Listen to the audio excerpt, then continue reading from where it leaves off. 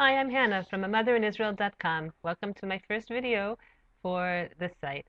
I today want to tell you about a conversation I had with a mother of a 7-year-old girl who was a Remedia baby.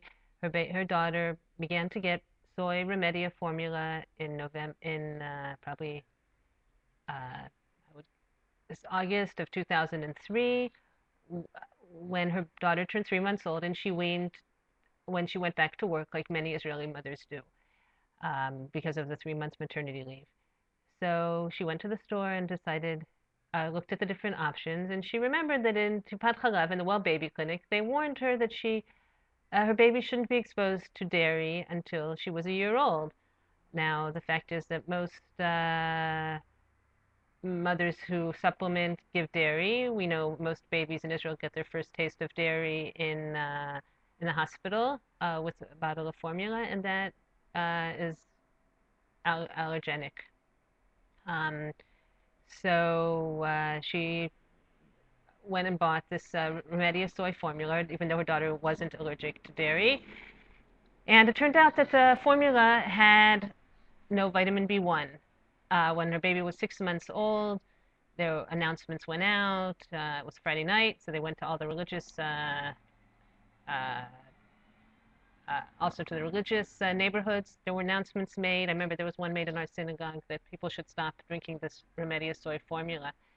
Just a little background. What happened was there were several babies who were hospitalized, and with these very strange symptoms, and the parents of these hospitalized babies were talking with each other, and they all of a sudden they realized that their babies were all eating the same type of formula. They tested the formula, and it had no vitamin B1.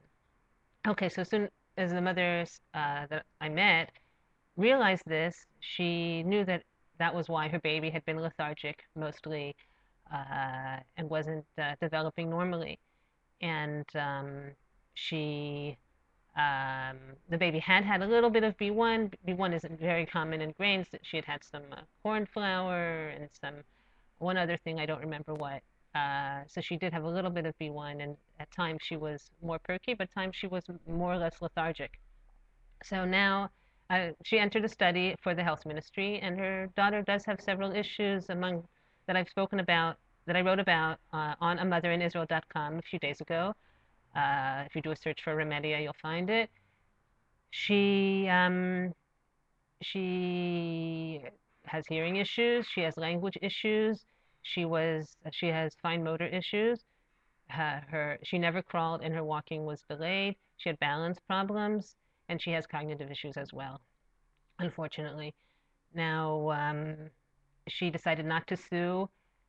I asked her whether she was planning to. She threw up her hands and said, I don't, what am I going to get from it? And of course, she would get some help with her expenses. I don't know if she was awarded it. There was money awarded from the company.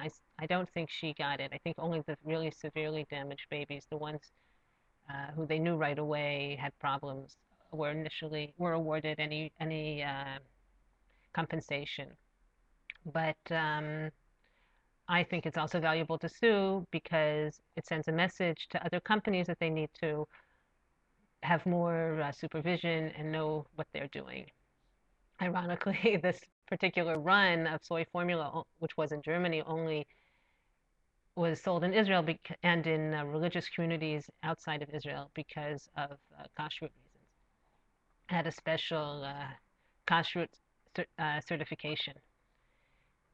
So and I have two things to say about Remedia. One is that the mother felt bad that she chose soy formula instead of dairy formula. Now, it's true that dairy formula is a better option when the mother can't breastfeed, but I don't think that she should blame herself for that. It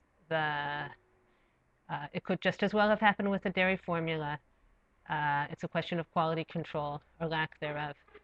And the second thing is there's no reason that this couldn't happen again. What no one has talked about in the articles that I've read is about the formula companies and how aggressively they market, how they advertise that their products are almost as good as breast milk. They send um, they send they give out samples to mothers. They give coupons. Even the health funds now are distributing formula, and they should simply not be. Someone should be making them follow the international code for breast milk substitutes that for marketing breast milk substitutes, which Israel is a signatory and they're not. It's a manufactured product. It's subject to human error. It should be available for those who need it. Um, but parents do need to be aware that no one is watching out